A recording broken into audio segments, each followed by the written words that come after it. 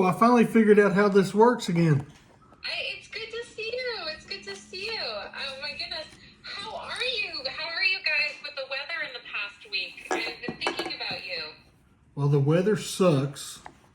We've had a lot of mixed emotions about the weather and during the weather. Unfortunately, I lost a sister last week. Oh my gosh. I'm so sorry. Yeah, it wasn't weather related. It was she had a stroke, and it just happened very, very quickly. Oh, like on top of everything though. That's awful. I'm so sorry. Yeah, we didn't have no internet. We didn't have no cell phone service, no electricity. It was a miserable time last week. Very, very miserable. Last week sucked, Yep. for lack of a better word. I'm so sorry. Gosh. Oh, were you close to this aunt? It was my sister. Oh, I'm sorry. I thought you said. No, it was my sister. We was close. We had our differences. She chose her path after my dad passed away. It was a rough path, but I still love my sister. Every trip to Boston, she had always send me a message, make sure I made it to the airport, how the doctor's appointment went, everything like that. It was the little things that really, really mattered, and that's what, I miss about her most. And she's very loved. Oh gosh, I'm so sorry. Your family must be just having a hard time right now. It's never easy. No. And luckily, whenever I sent the email, we was trying to get her, we was at the gravesite. I didn't have no bars or anything, all the power. I was like, man, I hope this email gets out, because I'd forgot about the appointment. And I seen later on where we went into town to get gas for our generators, and I'd seen where you'd received the email, and I was like, phew. Well, I always know that we can reschedule something like that. I'm just sorry you must have had a hard time in communicating about your sister as well, and everything along those lines. It's hard to feel really isolated when something like that happens. Yeah, because some people, they're just now getting their power on, and they're just now finding out about it, and it's like, it's shocking to everybody, but especially after a week later, and they're just now finding out because of social media. And some people, they just can't get out. A buddy of mine, he had parked his wife's car. They had finally made it to his house.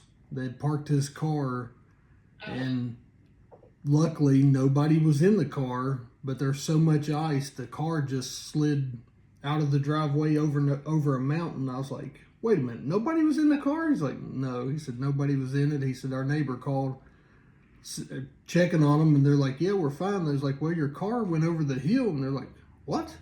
They went outside and found the car over the hill.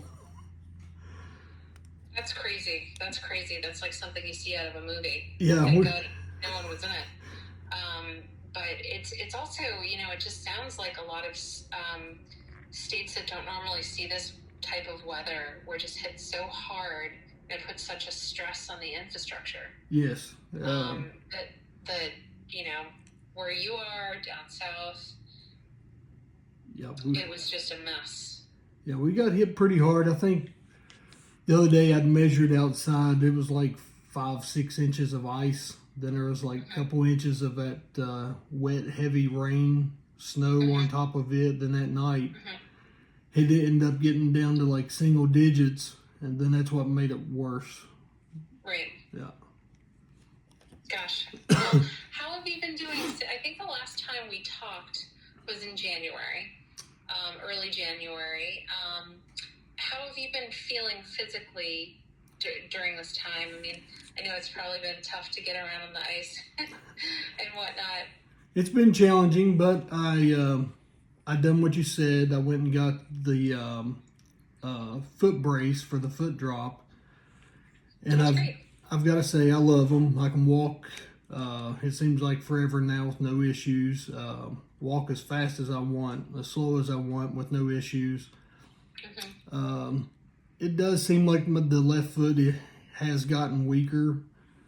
Probably a little bit weaker since December whenever you seen me. Okay.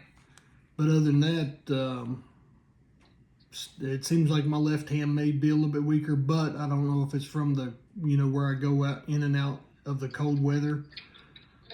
Yeah. But You say, does it feel stiffer or weaker or both? Do you feel like? It's like it's stiffer. It don't like if I'm outside very long, it's just like it ain't nothing there. Like whenever I go out, if I go out and I shovel the snow or ice, whatever, I can go out there for 20, 30 minutes.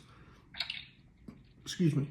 And, I can work real well. And then as the time goes on, if I don't wear a pair of gloves to help out, it just goes to crap.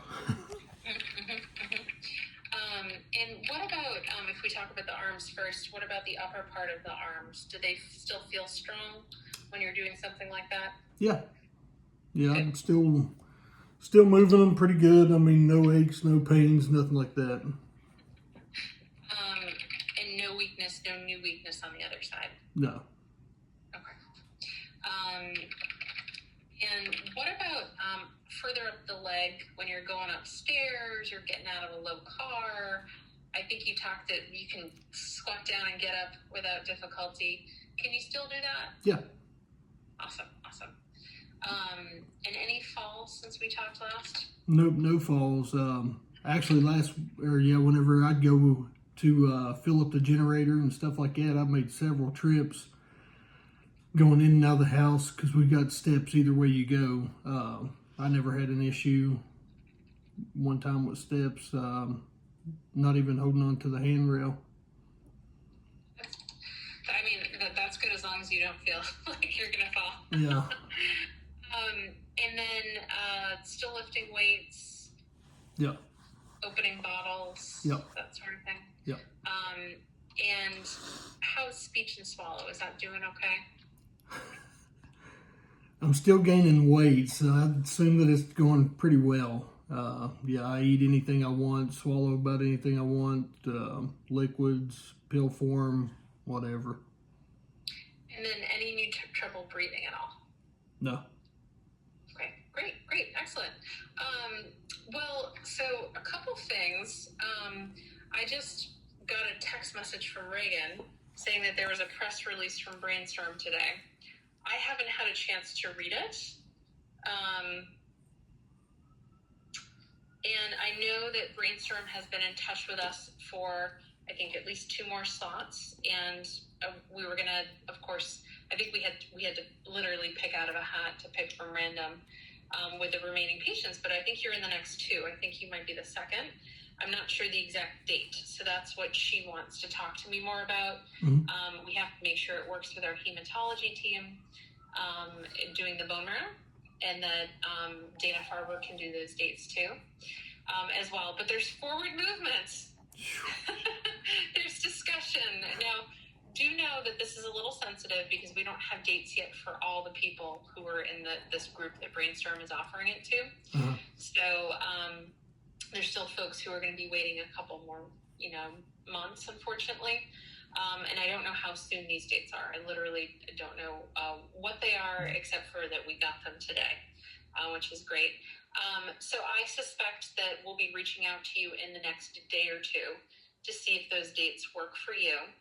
Now, the one thing I wanted to just put on your radar, and this is something that I don't know if you remember, we may not have involved you in the conversation with the main study. We actually talked with our hematologist group and had to get special approval given your height and your weight for them to do the procedure safely. And that's just because, and you're a muscular guy too, and of course I've asked you to gain weight as well, so we have that on top of it, but they want to make sure from a perspective of when you're face down and the kind of hip bones are in the air, that they're able to easily access. You're not someone that I'm worried about easily accessing, but they don't know you. They don't know that you're 6'1", and things are spread out this way in that respect. So we're kind of navigating with them what they would need. You were like just over the cutoff that they had when we did the core study, when we did the BMA. So they didn't need to meet with you ahead of time.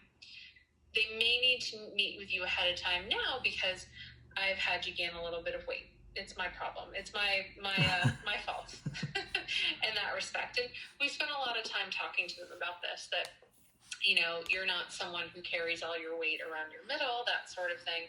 It's spread out and it's muscle too, as well. You've got a lot of that as well. I don't want you to lose weight. I don't want you, the gist of this conversation to be that Thurman needs to lose weight. That's not what I'm saying at all. I want you to maintain your weight. I just need to figure out what this would mean. Typically, for the expanded access program, you would come a week before the bone marrow for the screening visit, and we would do the pre-op at the same time as the screening visit. It may be that during that same visit, a week before the bone marrow, we also have you meet with hematology and anesthesia as well. Okay. So I'm just trying to figure out what the timing of that would be. We've also talked to Brainstorm about how there needs to be more compensation for people for travel for the EAP as well. So we're certainly talking to them about those details too. But we want to be more sensitive to that this time around. Gotcha. As well. And I think because there's less patients, we can probably do that as well. We also need to figure out some details that just are a little bit of a moving target with COVID. And one of them is that while we would want you to have, the support of your lovely wife while you're here, she may not be allowed in some units, depending on where the pandemic is and what the institutional guidelines are. So you're someone who can, I'm so glad you can talk on your own, communicate on your own, and you don't need assistance to kind of feed yourself or dress, and you're not like in a wheelchair. I'm thankful for all of these things, but that also makes it less likely for them to approve a visitor in some cases. So we just need to navigate that. Would I still want her to come with you for emotional support and for help kind of outside of when you're in the hospital? I would love that, but I just want to put that on your radar. Okay. I know she's your right-hand woman. Yeah. And we'll be advocating for that, but sometimes, and depending on just where the numbers are, sometimes the visitor policies don't allow folks to have someone on the inpatient unit, for example. Gotcha. As well. So just putting it on your radar, all of these things. But I'm glad we're starting to talk about them. It gets me excited because I want this to finally happen for you. Yeah. Especially if I hear that, the left foot's progressing a little bit, the left hand might be a little weaker. It's time. Yeah. Yeah, I haven't. You look like you had some questions. I got a bunch of questions. Yeah, go for it. No, unfortunately, I read what Brainstorm released today, and it ain't. You did. What did it say? I'm going to bring it up as we're talking. It's not so much positive news. It's like the FDA don't want to approve the drug, but they're allowing Brainstorm to. Let's see, how was that put? They was allowing Brainstorm to. This is the high-level FDA feedback? Yes. Okay. Yeah, I'm just opening it right now. They're allowing Brainstorm to apply for their application. Mm-hmm. But I mean, it's still not positive. They can apply for it and still be turned down just as well as anything else. But from my understanding, it don't look positive. In terms of the discussion with the FDA. Correct. Yeah. I think first and foremost, Thurman, we have to, you look at the study overall, and it wasn't a positive study for everyone in the study who received therapy. It wasn't even statistically significant for the trend that they did see of the people that may benefit. And the group that may benefit is the group that they're offering the expanded access to as well. This is understandably really frustrating to hear, I can imagine. I'm staying positive. Yeah. Well, I mean, hearing this right now, I'm frustrated. Just listening to that, I knew that they weren't going to approve it for everyone with ALS, given that data. I mean, the AMLEX trial had robustly significant data, and they still want to prove it. Yeah. Is there a path forward for a subset of ALS patients? Potentially. And this expanded access program does give them the longer term safety data as well, and being able to look at a group of patients that they think might benefit still from the medication itself. A couple of things. I wish that they would let people know whether they got treatment or placebo? Yes. I think that is something that we've tried to fight for this expanded access program. Because if, there's some people that have said to me, gosh, I'd be interested in the expanded access program if I got placebo because I still progressed significantly. Well, they may have been in that group that didn't show a statistically significant trend. They may have been too far along in their disease process. Yeah. As well, too. So know that we remain positive. We would not be a part of something if we thought that there was not a path forward. And that we didn't think that the science was really important. There are features of this expanded access program which I really like, in the sense that there's no extra visits for extra spinal taps. It's really focused on the visits where you have to be here for the transplant itself, and we take a little spinal fluid before we transplant. It would be myself or James doing the transplant, not someone who's blinded. Essentially as well. And it's a smaller group too, as well. But if we had really big concerns, we would say something about it in terms of being a part of this program. And we're the site that has the largest amount of patients who actually were in that qualifying group. Cool. As well. And every single person we reached out to in that group was interested in doing this as well. No one has said no thank you. As well. So know that we're really excited about it. We're also excited that we just got dates. It's just serendipitous. This is all happening at the same time. As well, I will have to kind of read through this press release in more detail. As well, I think that this is probably, in part, updates. Let's see what website.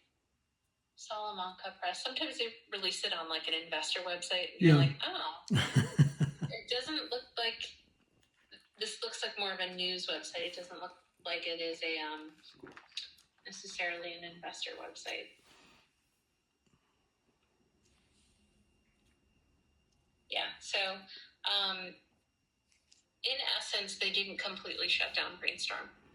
That's what I'm very, very, and that's what me and a couple hundred people has talked about today. If it was bad, I'd say they would have shut Brainstorm completely down. Well, if something were unsafe or there was a side effect that was just too much in terms of risk, I think they would have shut down the path forward, and they would have also shut down the expanded access program. Gotcha. The fact that both are still open means that there might be a subgroup or something along those lines where there's a path forward here. I don't think in terms of the range of people that we treated in the trial, I don't think it's necessarily the right drug for everyone. Right. I totally agree. I mean, some people may not have a reaction just like myself, or some people, may have a reaction a whole lot better than myself. You just never know, and that's the thing that gets everybody, is nobody knows until they try the drug as far as how they're going to react. Yeah. No, absolutely. And it's something too, I mean, you saw what happened with Radicava. We don't know if it works in half the people. Yeah. But it's approved for everyone. So almost there was like misguidance there, where we can't advise people whether or not they would likely respond to the drug. Correct. More likely if you're fast and early, sure. But and they have to do additional studies now post-marketing in order to be able to delineate that. This is a little bit of a different drug in the sense that it's kind of from your own body. It's like precision medicine in that respect, and it's personalized medicine. But it may not be the right answer for everyone. And being part of the expanded access program will help us see if there is a path forward here. Yeah. In terms of additional safety data as well. Um, I'm glad you're positive. I hear that you're positively frustrated as well. But I'm glad there's a path forward for you. I know that you were trying to make this a path forward for everyone with ALS, though. Yeah, I mean, once you're exposed like myself was, and then you grow in connection with some of these people, you just can't help but really feel, because I felt the same way they did before I started receiving an injection. Yeah.